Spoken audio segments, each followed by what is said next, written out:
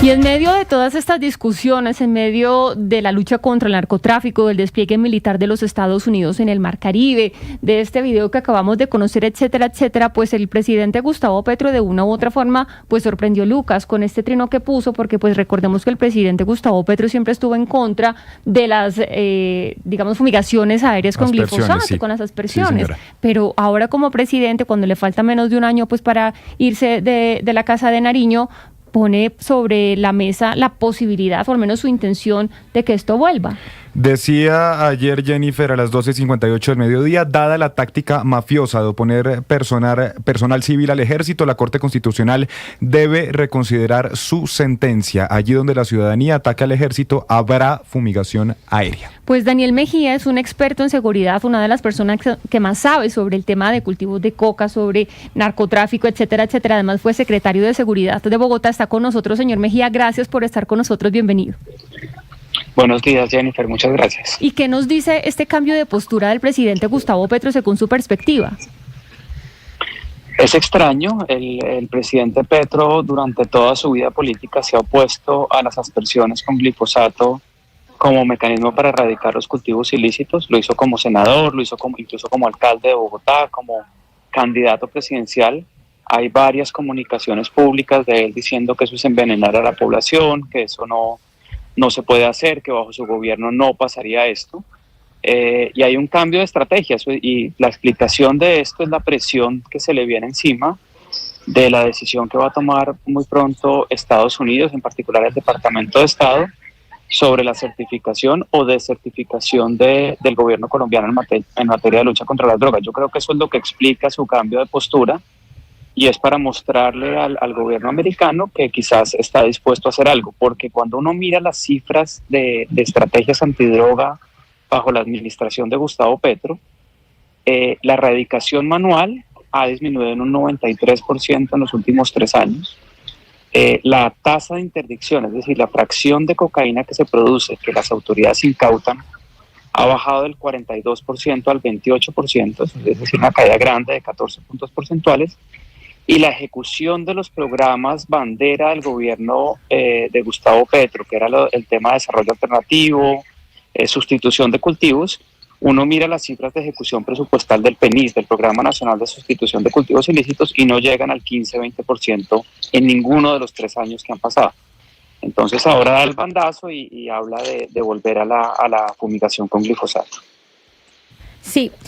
Señor Mejía, mire, precisamente hablando con fuentes de Norte de Santander, yo quedaba muy sorprendida porque me decían que desde el 2022 todos estos programas de erradicación, incluso la manual, como usted decía, el mismo programa del PENIS, han tenido demasiados problemas. Es que casi está suspendida la erradicación de cultivos, y entonces uno dice Catatumbo, zona pues de narcotráfico, zona de conflicto, zona donde hay mayor producción, pues uno dice, ¿qué es lo que está pasando? Con razón estamos nadando más o menos en coca.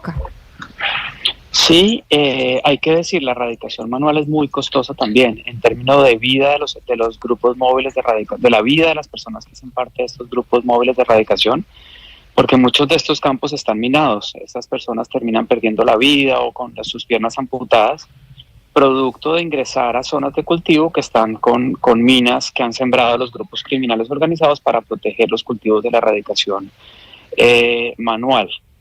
En este momento hay unos enclaves cocaleros, lo que Naciones Unidas y su programa CIMSI en Colombia llama los enclaves cocaleros, que son grandes extensiones de cultivos industriales y completamente dominadas por grupos criminales organizados, por las disidencias de las FARC, por el Plan del Golfo, por el ELN.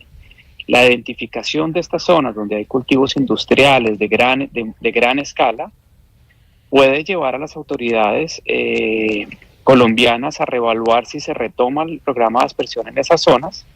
Y ahí hay que decirlo también, la Corte Constitucional, que en su momento usó unos argumentos del principio de precaución, que eran válidos en su momento cuando los cultivos estaban muy atomizados, si reevalúa la postura y permite con la ANLA, con la Agencia Nacional de Licencias Ambientales, que el gobierno colombiano retome el programa de aspersión en unas zonas puntuales donde hay cultivos industriales de gran escala y dominados por grupos criminales organizados.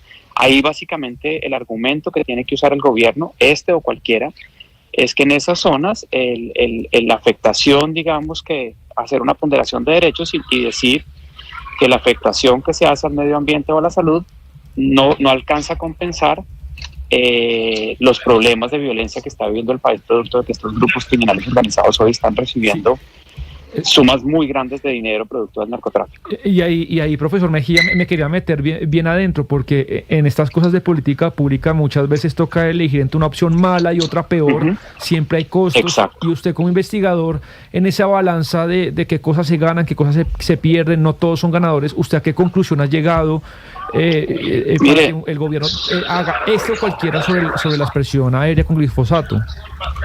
Mire, yo en su momento hice varios trabajos académicos evaluando el impacto de las aspersiones, midiendo su efectividad, los costos colaterales, y me daban esos resultados que las campañas de aspersión eran una estrategia muy poco efectiva en reducir los cultivos. Tiene una efectividad, pero era muy baja y había unos costos colaterales. Pero uno no tiene que ser dogmático sobre temas de política pública. Yo creo que las condiciones han cambiado, los cultivos se han concentrado en grandes cultivos industriales dominados por grupos criminales organizados. Ya la economía campesina, como la conocíamos, de una familia con 1 o 2 hectáreas de coca que se la vendía aisladamente a unos grupos criminales, eso ha cambiado radicalmente. Y en sus informes Naciones Unidas ha identificado unas zonas de cultivos industriales. Y ahí el gobierno debería hacerlo con criterio técnico, ir a la Agencia Nacional de Licencias Ambientales, ir ante la Corte Constitucional y decir: la situación ha cambiado después de la suspensión de la aspersión, se han concentrado los cultivos en grandes zonas de cultivos industriales, y ahí hacer como usted decía, hacer una ponderación de derechos, hay una clara tensión de derechos entre seguridad, crimen organizado, y en el otro lado uno tiene unas familias campesinas que ya no son quienes dominan estos grandes enclaves cocaleros. Y ahí quizás el gobierno debería, con criterios técnicos, pedir el permiso para reanudar el programa de aspersión en esas zonas, en Catatumbo, en Putumayo, y en zonas que claramente estén identificadas, que son grandes enclaves cocaleros, cultivos industriales y dominados por grupos criminales organizados. Pero en la práctica, Daniel, ¿qué tan efectivo podría ser el anuncio del presidente Petro? Porque estamos hablando, el ministro de Defensa habló de la utilización de drones para la fumigación con glifosato, y estamos hablando de más de 250.000 hectáreas sembradas en diferentes zonas del territorio nacional. ¿Eso qué tan efectivo puede ser? Muy poco. Yo creo que hay que hablar con la verdad en estos casos, y eso sería muy poco efectivo. Unos drones, digamos, que tienen una capacidad de cargar un peso muy limitado, tocaría reabastecerlos. Usted sabe que la autonomía de vuelo, como se conoce en el argot de aviación de esos drones, es relativamente pequeña y corta, y para esas zonas de cultivos industriales donde hay 30 o 25.000 hectáreas de cultivos ilícitos conjuntas, es muy difícil con drones. Hay que hablar con la verdad, y si quieren reanudar el programa de aspersión en esas zonas donde se minimiza el daño a la salud de los pobladores y donde lo que hay es grupos criminales organizados, hay que hablar con la verdad y con avionetas de aspersión y con unos protocolos de minimización de daños colaterales, y llevarlo y hacer la discusión. Yo, de nuevo, les repito, yo hice muchos trabajos que mostraban que esta era una estrategia que no era efectiva, pero no se puede ser dogmático sobre ese tema, y hay que abrir otra vez la discusión sobre si en ciertas zonas esta sería una estrategia efectiva de contención. Sobre todo es una estrategia de contención ante el aumento exponencial. Fíjense que la cifra que manejamos hoy, la de 253.000 hectáreas, es una cifra de 2023. La cifra de 2024 se la entrega Naciones Unidas, CIMSI, al gobierno más o menos en julio. Una pregunta que hay que hacerle al gobierno y al ministro de Justicia, Montealegre, es por qué no han sacado esa cifra. Si se las entregan entre junio y julio, ¿por qué no ha salido? ¿Será que es que aumentaron aún más los cultivos ilícitos y la producción potencial de cocaína y por eso no la han sacado? Y ahí hay que pensar en estrategias que sean efectivas de contención de este aumento exponencial de los cultivos ilícitos y de la producción potencial de cocaína. Señor Mejía, me quisiera concentrar un poquito en los estudios que usted ha hecho sobre la aspersión, y bueno, usted nos dice una cosa que es muy importante, que se sirve como mecanismo de contención y no de disminución, que hay una diferencia entre los dos y usted lo refiere más como contención. Háblanos un poco de los aprendizajes o lo que usted sabe sobre la relación costo-beneficio cuando la aspersión es aérea, y si digamos que en el caso hipotético de que se volviera a empezar la aspersión aérea, ¿cuánto se demoraría ese proceso, digamos, de contención a llevar a, ¿cómo lo llamaríamos?, a un nivel estable o a una disminución, digamos, un nivel estable de cultivos o, digamos, no tan escandalosamente alto, pues que se pudiera disminuir? Mire, cuando empezó el Plan Colombia, por allá en el 99, 163.000 hectáreas de cultivos de hoja de coca, y la estrategia que se usó más durante el inicio del Plan Colombia fue el programa de aspersión aérea con glifosato. Ahí los cultivos disminuyeron a más o menos 80.000 hectáreas en el lapso de 4 o 5 años. Ahí venían, antes del inicio del Plan Colombia, venían aumentando a tasas aceleradas, como estamos viendo nuevamente hoy, y los cultivos lograron reducirse. Luego el programa de aspersión naturalmente pierde efectividad. Una de las cosas que pasó con el programa de aspersión entre 2000 y 2006, esos 6 primeros años del Plan Colombia, fue que los cultivos se atomizaron, es decir, había cultivos más pequeños, dominados por familias campesinas, y ahí el argumento de daño a la salud, de afectaciones al medio ambiente, porque los cultivos están muy atomizados, es válido. Y esa es la época en la que yo hice los trabajos académicos, donde lo que estimábamos era que por cada hectárea asperjada con glifosato, los cultivos de coca se reducían entre 3 y 4% de una hectárea. Que ahí sale la famosa cifra que se repiten en varios medios, que para eliminar una hectárea con aspersión hay que fumigar más o menos 33 hectáreas. Pero las cosas han cambiado, los cultivos se han vuelto a concentrar nuevamente, como pasó en la segunda mitad de los 90. Hay grandes zonas de cultivos industriales. El informe de CIMSI del año pasado, que es las cifras de 2023, muestra esa concentración. Y ahí quizás la efectividad de la aspersión puede ser mucho más grande, como pasó al inicio del Plan Colombia, entre el 99 y el 2005-2006. Pues señor Mejía, gracias por darnos su perspectiva sobre este tema que vuelve a poner el presidente Gustavo Petro sobre la mesa. Sin duda, pues son bastante las aristas que tiene el tema, sobre todo el tema de la Corte Constitucional, pero lo cierto es que pues el tema de cultivos ilícitos sembrados en Colombia tiene cifras récords y algo habrá que hacer. Muchísimas gracias. A ustedes, muchas gracias. Oscar. Creo que Oscar se me desconectó, tenía un comentario, Sebastián, pero pues sí, yo estaba que me pregunto con todo esto que está pasando, Sebastián, es que hemos dado una vuelta, digamos, histórica, cuando uno se aleja de la historia colombiana con perspectiva. Hemos tenido al presidente Gustavo Petro en la oposición y muchísimas más personas pues que estuvieron durante mucho tiempo en este lado de la política criticando el tema de la aspersión, entre otras cosas. Por ejemplo, el bombardeo, me acuerdo yo, a campamentos de las FARC en ese entonces. Ahora se encuentran en el poder con la capacidad de decisión, pero pues me imagino que se han dado cuenta de que gobernar no es fácil y que a veces se tienen que tomar decisiones complejas.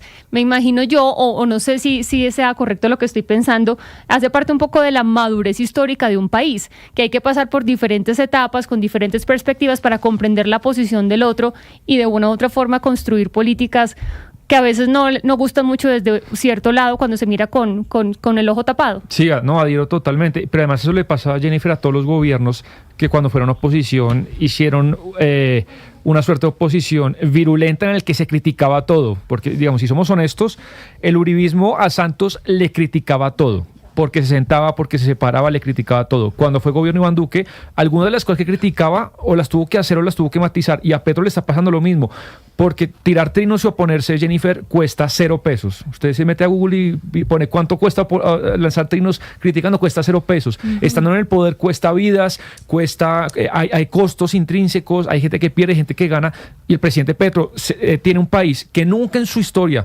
produjo tanta cocaína, que dice, bueno, Estados Unidos no puede legalizar, pues ¿qué hacemos? Aspersión aérea.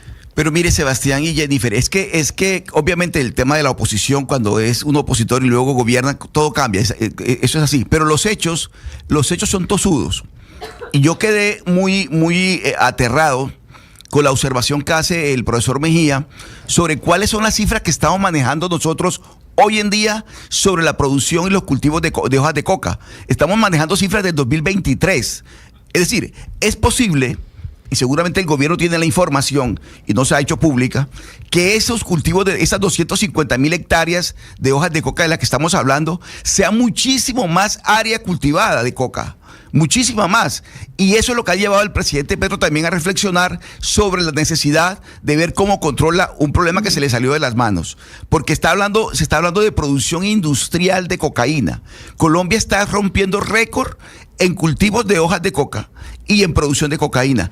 Y la cifra que se está manejando es del 2023, esas 250.000 hectáreas. Yo quisiera saber, ojalá se pudiera tener, y seguramente el gobierno tiene esa información, cuál es el área real hoy cultivada en Colombia de hojas de coca. Eso lo hace la ONU y siempre lo hace con información del año anterior. Sí. Por eso, pero estamos manejando cifras de 2023. Sí, claro, pero la metodología de siempre. El siguiente informe será con datos del 2024 y así, o sea, estamos esperando el siguiente, pero el dato estándar que se usa en estudios y en todas partes es el informe de la Oficina de la Droga y el Delito que contra hace la droga y el delito de la ONU. Sí, señor, son las 11 de la mañana, 50 minutos.